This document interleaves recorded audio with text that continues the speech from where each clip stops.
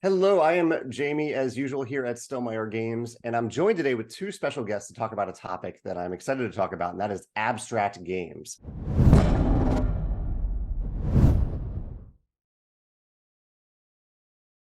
Joined with William and Eric.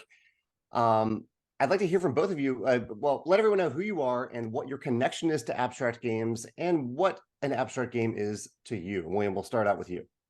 Absolutely. So my name is Williams. Good to meet you all. Glad to be here. Thanks for the honor to talk about abstract games. It's absolutely my favorite genre. I mean, I think a lot of people start off by playing abstract games, whether they know it or not. How I define abstract games is any game that has a theme that's either non-existent or superficial. So it might just be just pieces and rules, and that is the core of the game. There's not a lot of us. There's not a lot of characters or any type of story or narrative. It's truly about just the mechanics of the game. A lot of times it's with maybe two players. You see a lot of abstract games are just two players that are often maybe battling or attacking each other, or a lot of player interaction with those two players. But it doesn't have to be the case.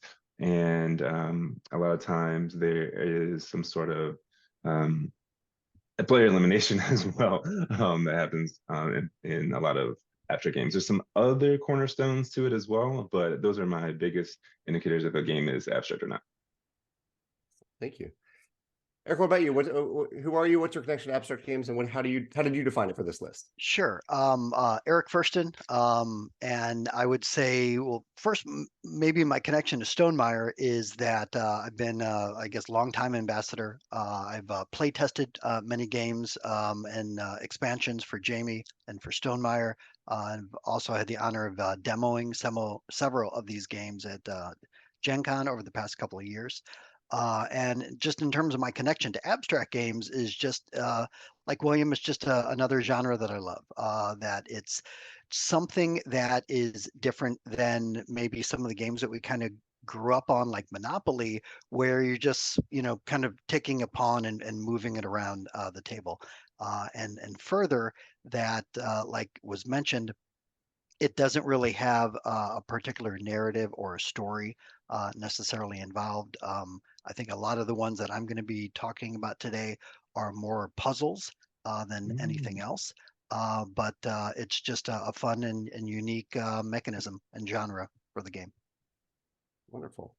Both of you actually have the connection that you're both ambassadors. You're both play testers for some of our games, and you were That's both at right. Gen Con this past year demoing games for various companies.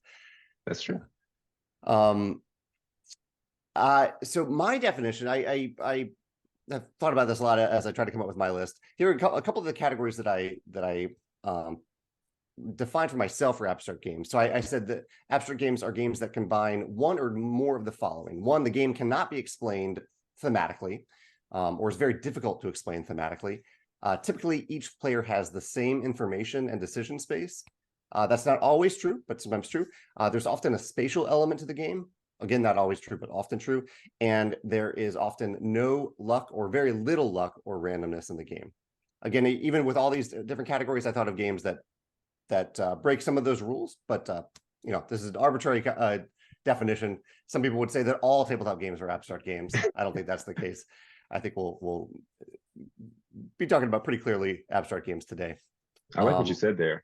Yeah. I liked how you said that they are, basically a lot of, or typically a lot of abstract games have very like little hidden information or little luck or little chance involved. That's definitely a cornerstone, as well as I think a lot of times there's a lot of there's not a lot of words. There's oftentimes language independent, and so so I think that's another big cornerstone. We really think about it. They're one of the oldest genres, and so yeah, that's why I like them. They're always has been around us, and I think they're here for a long time to come. So yeah, I love to talk about abstract games.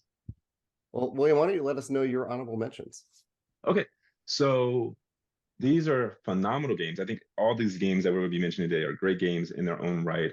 However, by my own definition of just being a little bit more of purist, I would say, of not having much of a theme or not a lot of just like words or art or anything like that.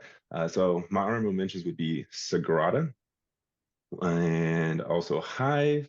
And then lastly, the Giamic series of modern abstract games. They have a lot of different ones. The most famous is probably Quarto.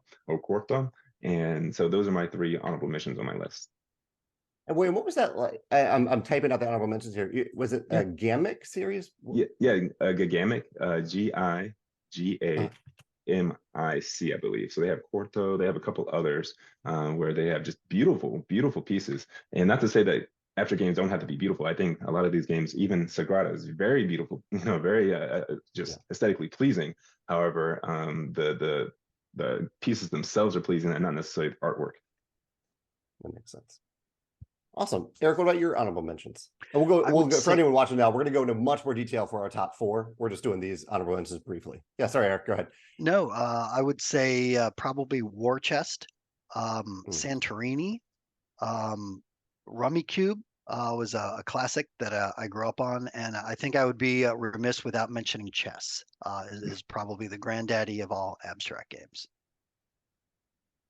I also mentioned chess on my list, along with a recent one called Lacuna, another recent one called Boop, Patchwork, Azul Summer Pavilion, which was near the top of my list the previous time I did an abstract game video, but I haven't played it in a while. Can't Stop, which I debated putting on here, but because Can't Stop does use a lot of randomness. It's a push your luck game, but it's completely abstract. I can't explain Can't Stop thematically. And I also realized that most games that use a standard deck of playing cards, I can't explain, like I can't explain what we're doing in poker. We're playing poker. There's no other thematic narrative or anything explanation of that. So poker, hearts, spades, probably don't fit some of the definitions of abstract games, but they are fairly abstract in that they can't be explained thematically. I didn't even think about that. Yeah, just those basic card games or dominoes. Like what are we? We're just playing dominoes. For sure. All right. Well, I'm excited to go deeper into the games that we have on our list. William, why don't we start with your number 4 pick? Okay, my number 4 is the game Blokus. Blokus is a game that, again, these games usually are very, very simple to teach, very few rules, and this is one of the games that are just aesthetically pleasing.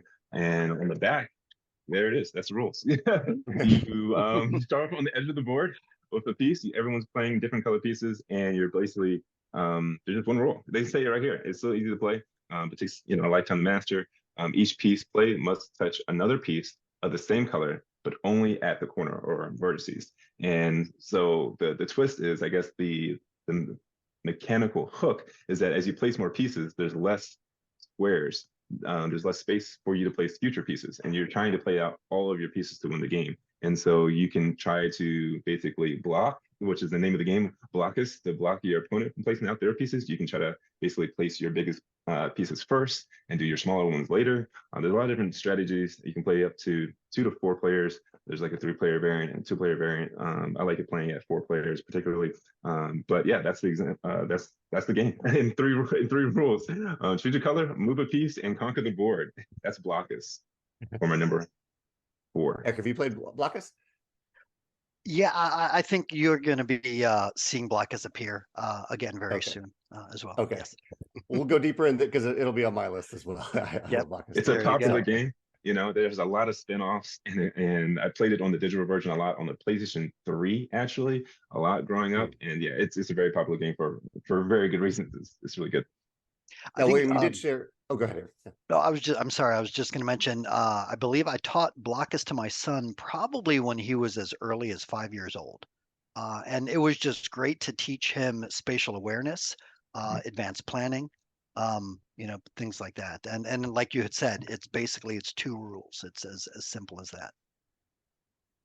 This may overlap with what happens later with Eric, but William, I'm curious. Some people might be watching this and wondering that they've seen multiple versions of Blokus on the shelves. You held up a specific one. Is that your favorite of that version and of the different versions, and why? Right. So there's a lot of different versions, like you mentioned. I haven't played a lot of the other ones, actually. I didn't even know there was that many.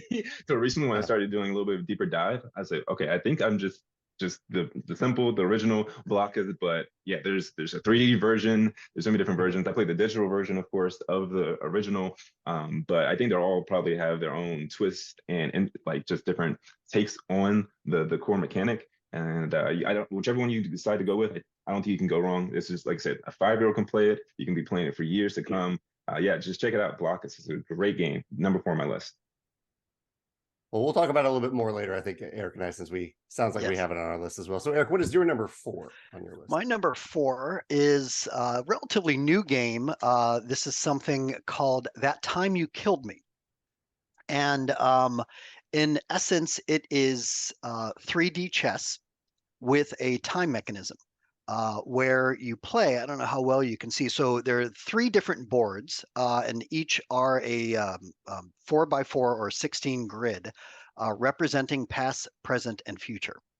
And it is a 2-player only game by Pandasaurus. And the object is to knock out or kill your opponent before he kills you. This is probably the only one on my list that has a semi-theme where you're claiming to be the inventor of time travel, as is your opponent. So that's why you're trying to bump each other off. But what's really unique about this is what you do in one space can affect another space. So if you are in the present and you then travel to the past, you then move your piece to the past, but then you put a copy of yourself in the present. Because thematically, if you think about it, if you went 2 weeks into the past and stayed there for 2 weeks, you would then now be in the present as well.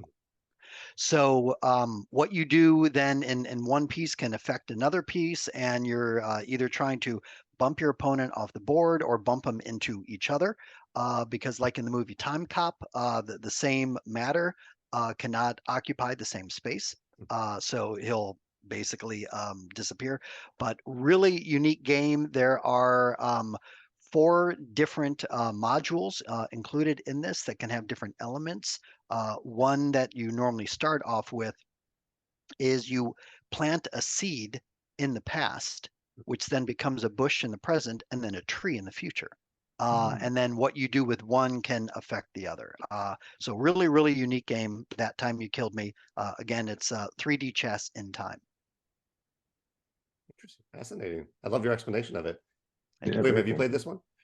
I have not played it. I've heard of it. I know it's designed by Peter Hayward. I've come across them because I'm also a game designer as well. And I did a little bit of research on that game because I was working on a game that also involves some time travel or some time traveling aspects. And so I wanted to see how other people approach time travel in their game designs. And yeah, I've heard of it. I haven't had a chance to play it, but you definitely made it sound very, very interesting for me to check it out in the future.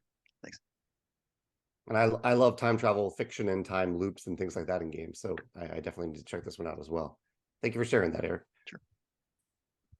My number 4 is one of my most recent plays. One of the categories I thought about for this that I didn't go too deep into it because I probably could have had a whole list of games in the roll and write category because a lot of roll and writes are fairly abstract. But Super Mega Lucky Box is a recent roll and write game that I played that, you know, it's bingo. Bingo is a very abstract concept. It's essentially bingo that's gamified so that you're trying to cross off certain numbers to complete rows or columns to get one-time benefits, one-time bonuses, and also cross off all the numbers on a given card so that you can get a special bonus for scoring that card. So it's a gamified version of bingo that does involve a little bit of luck, but it's luck shared by all players. You're flipping a card over to show a number, and all players are choosing where to put that number on cards that are slightly different. They're all pretty similar, but they all have numbers on them. And there is an interesting choice in Super Mega Lucky Box when at the end of each round, when you get some new cards and new bingo sheets essentially, and you're choosing which one to keep based on numbers that you've already crossed off, numbers that haven't been drawn yet. So there's a little bit of information there. It isn't completely random every time you get that choice or every time a number is drawn. But it is a game that I can't explain it thematically beyond we're playing being a gamified bingo, and I had a lot of fun with it in recent plays. Have either of you played Super Mega Lucky Box, or can you think of a roll and write game that might fit into this category of abstract games because it can't be explained thematically? I haven't had a chance to play it yet. I know you've mentioned it a couple of times on your channel, so like, at this point I have to check it out. I know some other folks I admire as well have played it. And I don't really gravitate towards roll and writes, but it's becoming more and more popular. So, and there's just just getting more and more elaborate and sometimes even more thematic as well. And of course, there's bingo and Yahtzee and those kind of roll and writes. Welcome to, but I haven't had a chance to get into roll and writes. But I'll have to check that one out. Sounds very fascinating. Yeah, it's definitely it's a fun game. It's something I do have in my collection off camera. One thing that probably attracted me to it at first is the art. It's very fun. It's kind of cartoonish. It reminded me of the art from Schoolhouse Rock. If those who are familiar with the mini ABC cartoons from the 1980s. Oh, sure. But yeah, it's a great roll and write. And then Jamey, to answer your question, I would say a couple other favorite roll and writes of mine. Rolling Realms, definitely. I would have to say that's probably the top of my list. Yeah. Thanks. Well, yeah, so that's Super Mega Lucky Box at my number 4 abstract game. We'll go down to number 3. William, what's your number 3 pick? All right, my number 3 is a game that needs no introduction whatsoever. If you live in St. Louis, you probably have come across this a gigantic piece. It also has the Hall of Fame there. If you're familiar with the names Magnus Carlsen or Bobby Fischer or Beth Harmon, as you mentioned earlier, Eric, it is the granddaddy of all games. That is chess. This is a tournament set that I've used to play chess competitively. I still do coach and tutor sometimes on the side. I've done a lot of different tournaments in chess and traveled across the country for playing chess. And I don't know if it needs much of an explanation, but for those that aren't acquainted with chess, it is played on a board. This is going to really date me how long I've been playing this. It's really old looking, but this is my chess set that I got at Nationals. 2010 in high school. We won first place as a team in the nation. And so this is a game that's really near and dear to my heart. And so basically, imagine a game where you have basically an army of pieces, and your most important piece is your weakest. You can't really move. And you're trying to basically attack your other opponent by moving and configuring your pieces in such a way, and each piece moves uniquely and have their own special abilities. And but you can't necessarily capture your opponent's king, but you can attack them. And if you ever put your opponent's king in a position where they're attacked and can't move without being attacked again, then you win the game.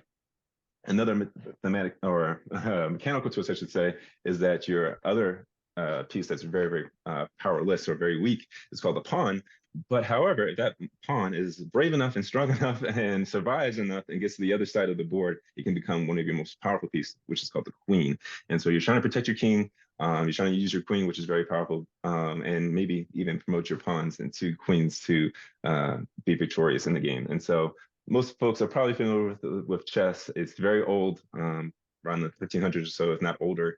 And yeah, it's really near and dear to my heart and my family. And I got a lot of fond memories of it. So if you haven't played chess, now it's a great time. There's so many different ways to play at this point. And so definitely check it out. I think for me, as a coach, tutor, and just a teacher, it just in my own life is at the very minimum is giving me confidence. I think, I mean, it teaches, like you said, Eric, a lot of these abstract games can teach you a lot of different values, such as sacrifice or planning ahead, or just looking at all your different options, or, controlling your time management. You don't want to lose time and lose on time.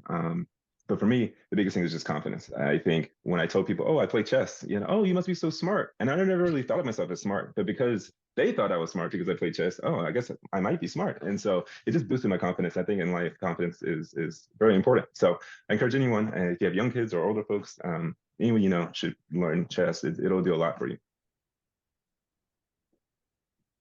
William, oh, go ahead, Eric. Go. No, Jamey, please go ahead. Oh, I just wanted to say that I like some of those mechanisms that you highlight, because I think when I think of chess, I think of it in very broad strokes, but you went into some really neat game mechanisms that are part of chess. The idea that the most important piece is the weakest. That's a really great hook right there for a game. And for such an old game to have a sense of progression as you play, that idea that if you do move your pawn all the way to the other side, that's an advanced level mechanism, I think, that has been built into this very, very old game. So I'm glad you highlighted those mechanisms in chess. And I have one other thing to say about it, but Eric, what were you thinking about it? It's I would say it's the epitome of advanced planning. Mhm. Where it's amazing where I'll watch people who are playing. I'm not a big chess player myself, but they'll say, checkmate in 12 moves. That they're thinking that far advanced. And the other thing that I really love about chess is, despite your experience or expertise or level of the game, when you sit down at that table across from your opponent, before you move the first piece, the battlefield is even, right? That at Mhm. that moment, you guys are evenly matched, and the game can go anywhere from there. And it's amazing that you know, from young and old, people pick it up. My 11-year-old right now has really taken to chess, so much that my daughter actually bought him his first copy of chess for his birthday recently. So hopefully we'll have another, chess master on our hands soon. And I wanted to comment and add, and that's wonderful, Eric, that your son is getting into it. I mentioned on a recent live cast that I had taught and played Star Wars, the deck building game, not an abstract game, but I taught it and played it against 2 other people at the same time. And I was talking about how big of a challenge that was. And William chimed in to say that he has played chess against how many other people, William, at the same time? Like at least 5 or 6 other Wow. Yeah. students. Yeah, for sure. Mhm. Yeah. Which I just thought was incredibly impressive. I know I've heard stories of people doing that. I don't think I've ever met someone who has been able to really do that with any game, and especially coming off a weekend where I taught a game that I know very well and could barely hang on. I lost both games of the deck building game as I was playing it and teaching it to these other people. So that's incredible that you are able to, and not only play, but also I think you said you won all those games, right? Because Yes. they're learning. Well, Yeah. yeah, they're learning the game. They're my students, so Yeah. it's a way to kind of handicap myself as well, and try to make the game a little bit more even. And they're younger, they're learners, but it's still a challenge for me. And yeah, have you ever visited the Chess Hall of Fame in St. Louis? I have. Yeah, I live very close to there. Yeah. Yeah, it's very impressive. So if you ever want to continue to grow in chess, that's a great way to play that. There's a club right across the street. Great food as well. Highly recommend it. That's my number 4 of chess. Yeah. Or number 3 actually on my list. Number 3 chess. Yeah. Yeah. Yeah. Awesome. Eric, Fantastic what game. is yeah. My number 3 on my list is a little abstract game called Number 9 by Z-Man Games, and this essentially is a puzzle where you have 2 copies of pieces that are 0 through 9 and shaped as such, and the object of the game is everyone takes their turn at the same time. It can play solo, but up to 4 people. If you have 2 copies of the game, you can play up to 8. And you flip over a card, which will have one of the numbers 0 through 9 on it. And you then put down that piece. And then every piece after that that you put down must connect to that piece, either on top of it or next to it. And when you start putting pieces on top of one another, that piece must rest on top of 2 adjacent pieces. So it can't just seamlessly sit on top of only one piece, because the object now is, as you start building up your puzzle, everything that is on that second layer will score you 1 point times the number of that number. So a 9 scores 9 points, a 2 scores 2 points, etc. As you then build onto the next layer on top of that, their points are doubled. So a 7 will score you 14 points on that. And in addition to the fact that it has to at least be on 2 different pieces, there can't be any overhang as well. And if when you were building kind of like your foundation, if you made any gaps or anything, where the pieces aren't necessarily together the way that they're shaped, you could end up with a hole or something like that. You can't cover up a hole. So basically, the piece that you put down must be completely covering something that's underneath.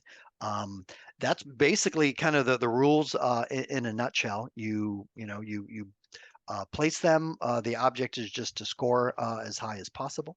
But what is really unique is everyone is building the same puzzle at the same time, but their results are going to be drastically different based on where and how you place your pieces. So that is my number 3 game, number 9. Very cool. I haven't played it, but I love the sound of the decision space for about building out, building wide, and building up. That sounds like a great decision space to have in a game. Yeah, I haven't played it either, but I'm gonna have to add it to my list. It's another one that I Yeah. have to check out. Number 9. That sounds excellent. You introduced me to some great abstract games.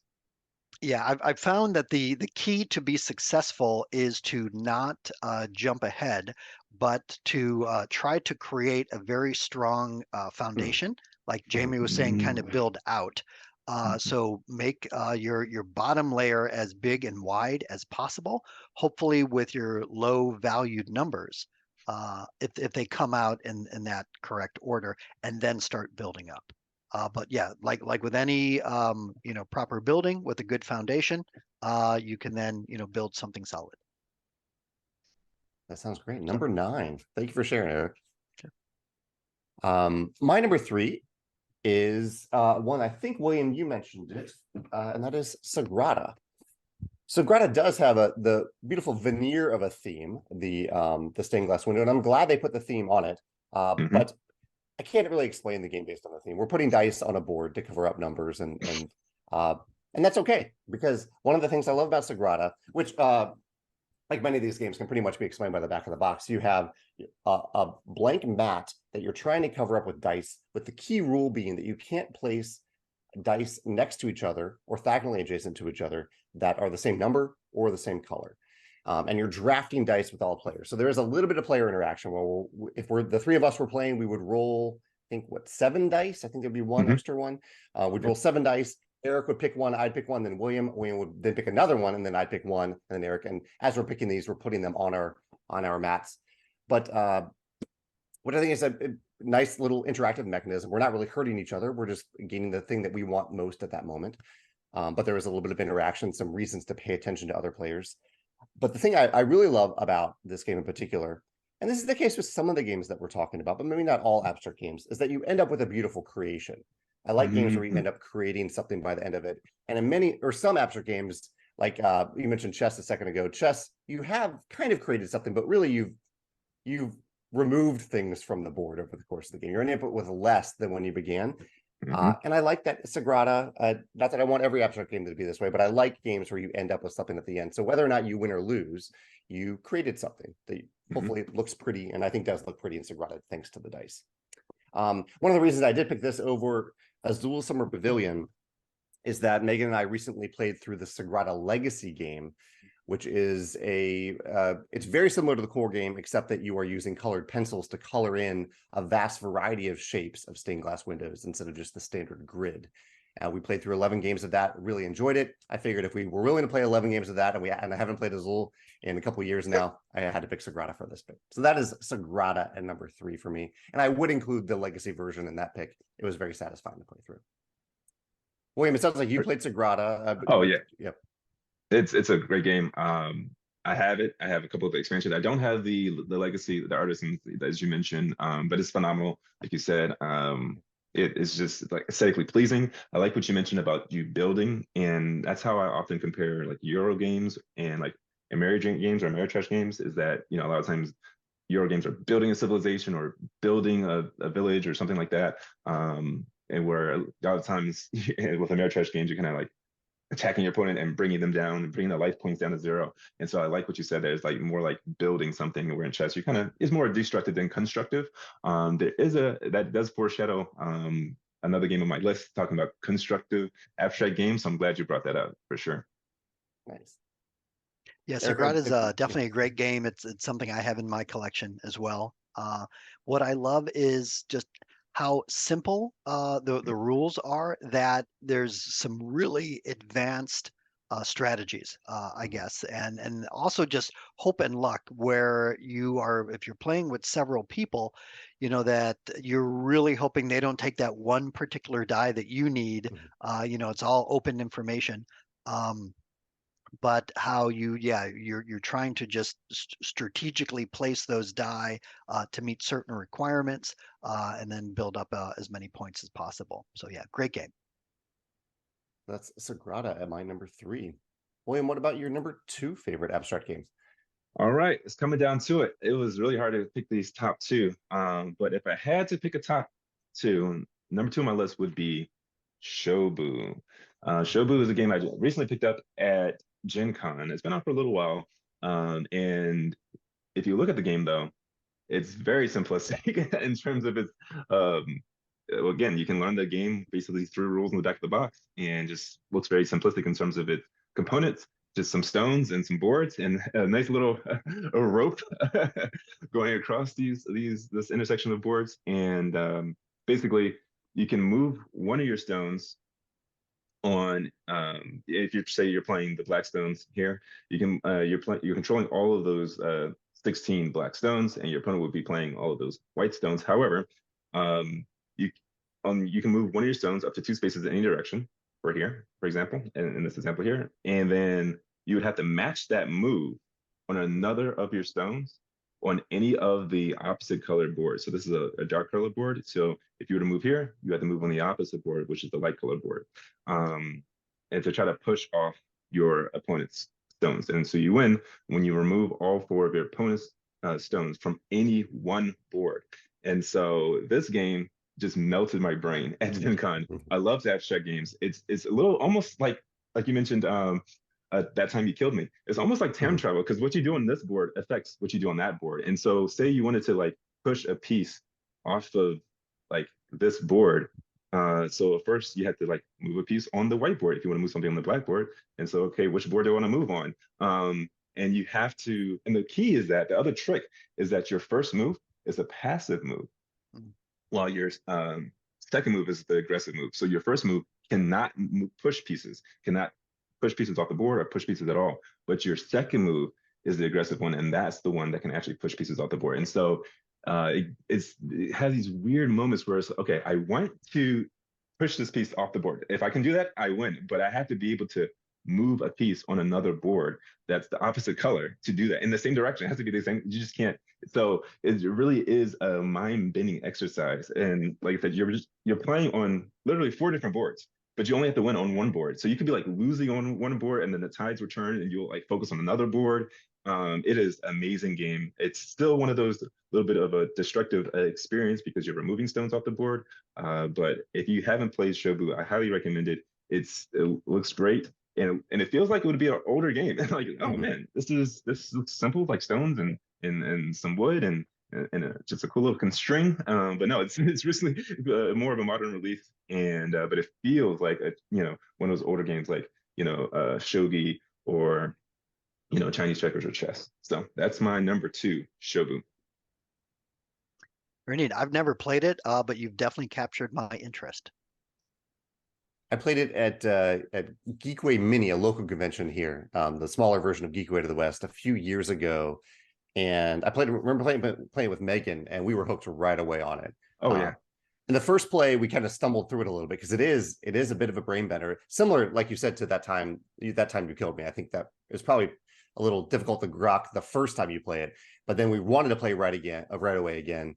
I'm pretty sure Megan crushed me both times. And William, like you said, it does feel like an older game, both in terms of the mechanisms and the feel of the game. Like I think they went for that look in like they're actual stones, like polished stones that aren't consistent in size and shape. So the tactile element of it really, for an abstract game, takes you to almost another place as you're playing, a simpler place where you don't have all these fancy components that we have in games these days, but they feel good. They're really satisfying components in the game. Yeah. Absolutely. I like what you said there. I was immediately hooked at Gen Con. They just had a demo booth. It's produced by Smirk and Dagger. And I said, oh, what's that? It's an abstract game. I love abstract games, so of course I'm going to check it out. And I was just there the whole time, just playing back-to-back games. Of course, I let other people play as well. And they saw that I loved it so much, and I was so hooked by this game. They just gave me this copy for free. It's like, hey, you won like 3 games in a row. Obviously, just have it. You can keep it. And so yeah, it has a special part. And that was my first Gen Con this year as well. So yeah, this is very special to me. Shobu. That's awesome. Nice. So Shobu for your number 2. Yep. Eric, what about your number 2? So my number two, so no surprise here, is my copy of Blokus. Definitely has a lot of shelfware. This is probably one of the first games that I played as I got into board gaming back in about 2017 is when I started really playing contemporary board games. And I just love the simplicity, So as Sure. William mentioned, we don't need to go over it again, but there's basically two rules. And I spent a lot of time just playing this with my kids. And so a game that's very near and dear to me. Love Blokus. So Eric, I'll follow you up by saying that Yep. Blokus is also my number two. Although I can trump you both a little bit because my copy is really old. Yes. I don't know the date. Let's see if I can find a date on it. This is like my childhood copy, or maybe my Wow. teenage year copy. This is a very old copy. It's kind of an awkward shape. I'm jealous of the copies that you have because you could probably fit them on yourself a little bit better. This is one of those big square old boxes of games that doesn't really fit on shelves very well. But I still love it. I adore the game. I pretty much only want to play it at 4. I probably could play it at 2, but generally, if I have 4 people who want to play a game in like 15 to 20 minutes, Blokus is one that I try to remember, even though it's hidden on the shelf based on its size. One thing I want to mention about Blokus, and a few other, I think this is echoed by a few other abstract games that I really love about it, is that your first few turns are fairly low stakes. Like they are important. They're permanent. Like you can't move pieces around the board of Blokus. If you are an advanced player, I think you can think a lot about those first few turns and how you might fill in those spaces later or block other players from getting through those spaces later. But for someone learning the game, you just put a piece down. You haven't ruined your strategy. You haven't made your strategy either, but you just put a piece down. Then you can put another piece down. It's really by that third or fourth piece that you start to interact with other players. But I like how low stakes those first few turns are. And I think that's really helpful in onboarding people into a game when okay, just take a turn, see what it feels like. Take another turn, see what it feels like. And then you can start to ramp up and show them what the different interactions and how deep that decision space is. So I love that about Blokus. And I've seen that element echoed in some of these other games that we've mentioned today as well. And it also looks cool, I think it has this aesthetic cool, yeah. to it. It has this almost like this glass, but it's plastic, but like mosaic look when you're finished. It's that constructive feel where you look, that's kind of cool looking. I don't what game are you playing? Kind of like Sagrada is kind of pleasing to the eye and aesthetically looks good. So that's a good one to play for sure. I love Blokus. Yeah. We're down to our number ones. I'm very curious to hear what you pick. William, I assumed chess was going to be your number one. It clearly isn't your number one. So I'm curious about yours. I'm curious about Eric's. And William, what is your number one? All right, so number one, it was definitely a hard thing to do to make this list. But as I mentioned, it kind of foreshadowed, this one has that constructive aesthetic to it that's very pleasing at the end of the game. You have this beautiful board with just black and white stones. It's one of the oldest games ever existed that's still being played today. And that is the granddaddy of all games, the game of Go. Yes, Go. This is I love Go. I love Go more than I love chess. If anyone were to ask me, what's your favorite game? It is Go. And it's a similar like lifestyle game like chess. You can become a grandmaster. You can become a professional Go player and win lots of money if that's what you decide to do. But it is so simple. It has like 1 or 2 rules, just like most of those games on this list. Very few rules. And basically, you're playing these black and white stones on the corners or the edge, not its actual faces, but the intersections, right? And you're playing these black and white stones and intersections there, and your objective is to basically control territory. If you use your stones to surround one of your opponent's stones, you can capture all of those stones. And so there's some play interaction in that regard, and you can remove stones. So there's some deconstruction there, but at the end of the game, you have this 19 by 19 board filled up with white and black stones. And it is just a sight to see as well as to play. Many fans of Go say that every game that's ever existed borrows some elements from Go. And so if you're a game designer or just love games in general, I don't know, that might be a little bit of a stretch, but I get what they're saying because there's a lot of core concepts in this game. And there's this, that, like I said, that beauty, that aesthetic, that simplicity. Yeah, Go. If you haven't played it, I highly recommend you check it out. You can learn a lot about games in general. This is a very, very old board. I had it since like middle school. I've been playing since middle school. As you can see, it's like a lot of wear and tear on this thing. But it's at the end of the day, you will have a beautiful in-game state, and kind of, it doesn't have a story, it doesn't have a narrative, but you'll have a little bit of a story to expand your territory and capture your opponent's stones.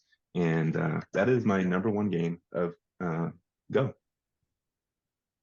I've heard a lot about Go, and I'm almost embarrassed to say I've never played it.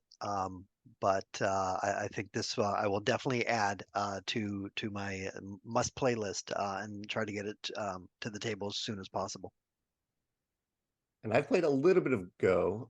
As you were talking, William, I remembered that I played a lot more of a game that I think is somewhat similar called Othello. Have you played Othello? I Yeah, played it's a lot similar. of that. Yeah. Mhm.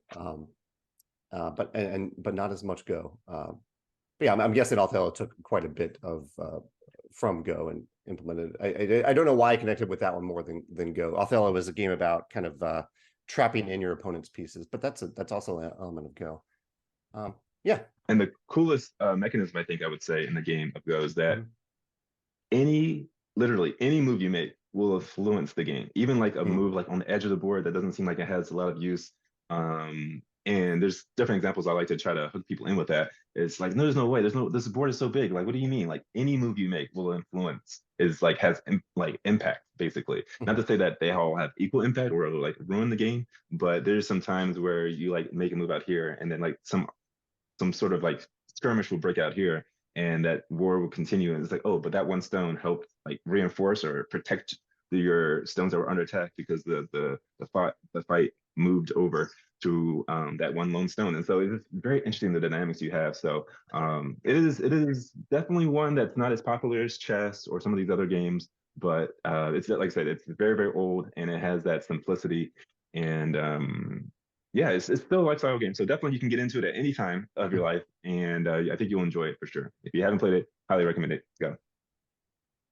That's William's Awesome. topic of Go. I love that pick, William. And it is one that's you. probably pretty easy to play on the computer too, if someone just wants to try it out and play a little bit. It's free everywhere. Yeah. Awesome. Well, Eric, what is your #1 pick? So speaking of playing games on a computer, even though I do have physical copies here, I had to put at the top of my list Azul, which is a game that I've probably played on Board Game Arena, I don't know, possibly 300 times now at this point. On BGA, I love playing it with just 2 people, where it just plays very quickly, and it actually then becomes a very cutthroat game, where it's, for those who aren't familiar with it, that basically every player has the exact same grid. And there's open information on these tiles that you choose, where they're going to come out on these different pieces. They all look like little mosaic tiles. And you will take all of one color, and then anything else that you don't take then goes into the center. And then as you continue taking, the tiles that are in the center will keep building up. So if you wanted to, let's just say, take the red one or take the one that looks like a star, you then have to take all of that. And then when you place it on your mat, you can only place it on one row.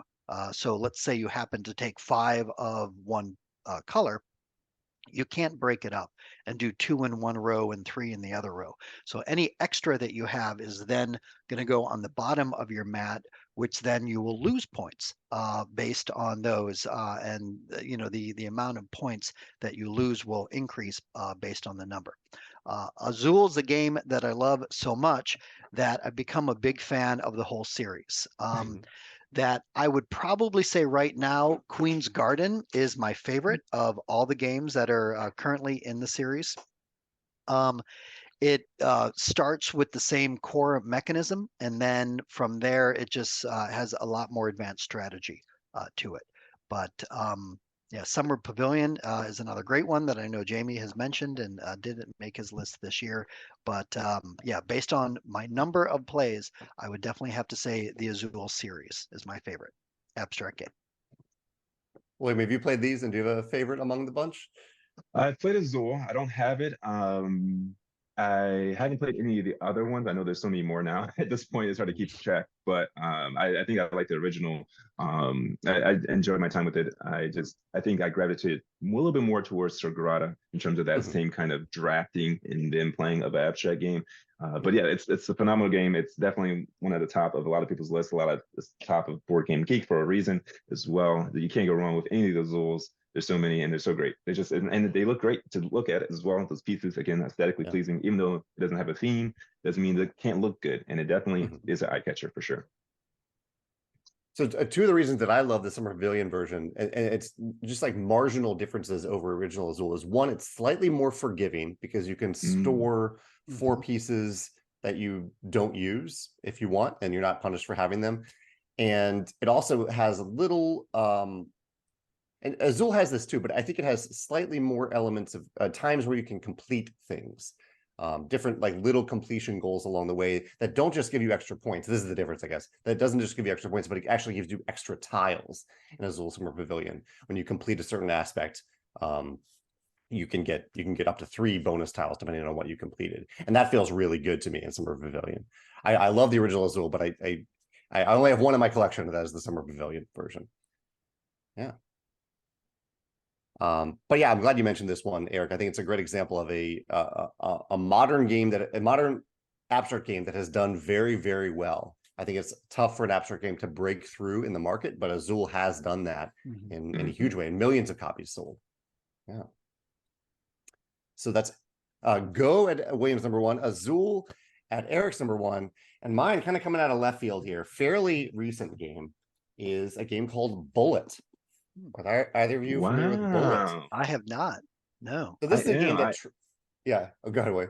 Only a little bit, only because of the anime art style. Yeah.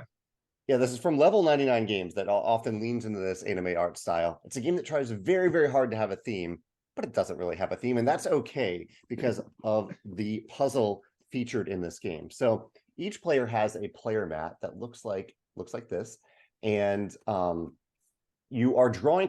Each player has their own bag of tokens. They're drawing tokens out of this bag, and they're placing them the token tells you where you need to place it. So each of these columns has a color, and then based on the number of that token, you're placing it further down in the column. The danger points in this game are when those tokens get too low. So if you fill up a column with too many tokens and you need to place a token lower than any of those, then it hurts you. There's player elimination in this game. You can lose amount of health based on those tokens, and you're knocked out of the game. But fortunately, there is a way to manipulate and clear these tokens based on cards that you're trying to complete and special abilities that you have, where you're trying to manipulate the tokens by moving them into certain patterns, and then based on the cards that you play, remove certain tokens based on patterns. So I might have a card that says, if I have say like 3 red tokens in a row here, if I've completed that pattern, then the tokens to the left of those tokens are all removed. So you're trying to complete like 2 different types of patterns that are linked to one another. You achieve this little pattern to clear this other pattern or all the other tokens in this other area of the board. It's, as I've said, it's very abstract to describe. I can't describe this in a thematic way, but it is really, really satisfying to have these tokens come out of your bag to fill up this mat and have this tension grow of, oh no, I really need to focus on this certain element, this column where I've happened to draw a bunch of red tokens. I need to find a way to clear those tokens off by completing these patterns. And the one other element of the game that I think is a lot of fun is when you do clear tokens off your board, they don't go back to the supply. They go to the player on your left. They go into their bag in the next round. And so everything you clear off to help yourself is somewhat directly, somewhat indirectly hurting your opponent. That doesn't go onto their board right away. It just goes into their bag where they have more tokens to draw that aren't tokens that they want. But that is a fun type of player interaction for me, where I'm not really directly hurting someone. I'm not destroying something they've created, but I am making it a little bit more difficult for them to figure out the puzzle. So yeah, that is Bullet, an abstract game that I've really, really enjoyed playing through. There's a lot of asymmetry in the box, but even if I had to play the same character multiple times in a row, I would still have fun with it. Wow. Wow, Bullet. That is definitely a surprise pick. Man, it's more modern. That actually are characters. I like what you said though. I never really thought of it as an abstract land. Of course it is, because you like say Yeah. it's really hard to describe it thematically. I mean, I guess you're Yeah. firing bullets at one another, but like then you put it in a bag. It's it's kind of I mean the way you Yeah. described it made me think of like multiplayer Tetris or Tetris Mhm. 99, where like okay, as you clear rows, you're basically adding the junk rows to your opponent and making it them harder for them to clear the rows, but you can again pass the rows off to someone else. And so yeah, when you think of it that way, it's like, oh yeah, Tetris is very much so an abstract game. And so Yeah. Bullet, even though it has like characters and anime art and asymmetric player powers, it's still very much so an abstract game. That's and I might have to check that one out. And I think with the see, I feel like abstract games are there's two sides of it, right? Because there are very few rules, just basic pieces. It seems very approachable, but because a lot of times there's like perfect information and like a lot of times lifestyle games, there's usually if someone who's like experienced that has a lot of experience and there's a big skill gap a lot of times. But this one I feel like might be a little bit more of an even playing field. Now with Go, you can make them, you can have handicaps and there's different ways you can handicap yourself, make it more balanced in other games as well. But I feel like this one might be a little bit more approachable because of its somewhat of a of a theme and some of the player powers and such. And yeah, I'm gonna have to check that one out. Bullet, wow, very surprising. Yeah, I wasn't familiar of any abstract games with asymmetric powers. Mm. So that definitely really intrigued me because usually, yeah, everyone comes to the table, they have the exact same game state that they have, and then it's where you go from there.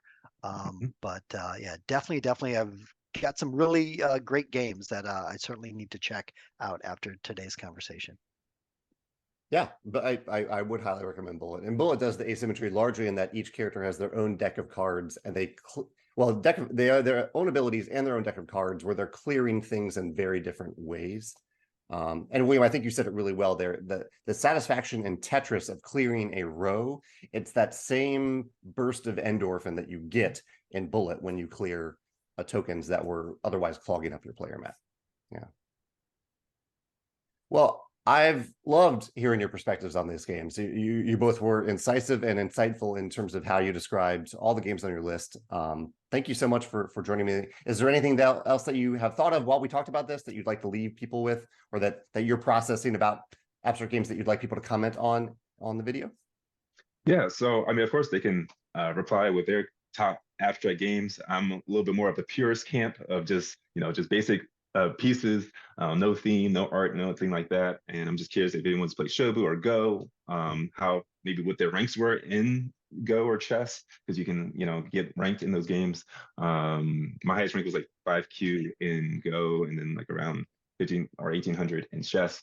And just you guys reminded me just how simple these games can be, the simplicity of the games, but the beauty of the game, and just the approachability of this game and how, like you said, your grandchildren can be playing it just as much as your grandfather might have been playing it, and your grandparents. And so, yeah, these are games that are really, really special. I mean, like tic-tac-toe is an abstract game. There's just so many games that, whether it be Connect Four and so on. And so, yeah, they're not going anywhere. They're just really, really popular, and it's great to see them do well in the modern space as well.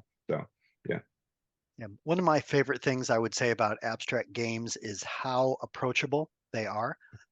Where my wife is really not a board gamer at all. And she does have certain criteria when we do play a game where it's something that if she needs to learn it, the teach time has to be less than 2 minutes. Mhm. So like I can never sit her down and explain Scythe to her. And the other thing is when she sees me playing Scythe, she's like, there's just too many pieces. She's like, Mhm. this is just too complex. She's like, it looks beautiful on the table, but it's just too much. And I think abstract games, kind of many of the ones that we mentioned today, are easily approachable. They usually have a relatively short playtime. They are very concise in terms of their rules as well.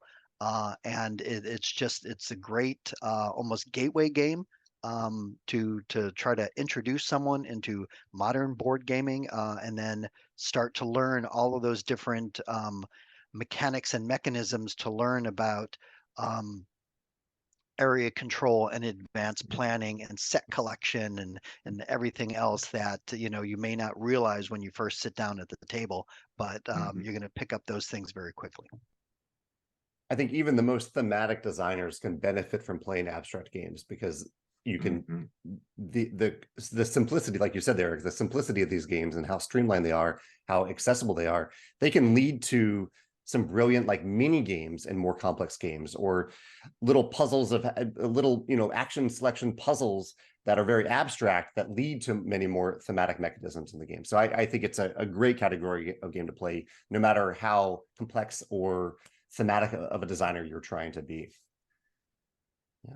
Well, thank you both for chiming in today. I'll let you know when the video goes live in a few months. And anyone watching this, feel free to let us know what your favorites are of the games that we picked.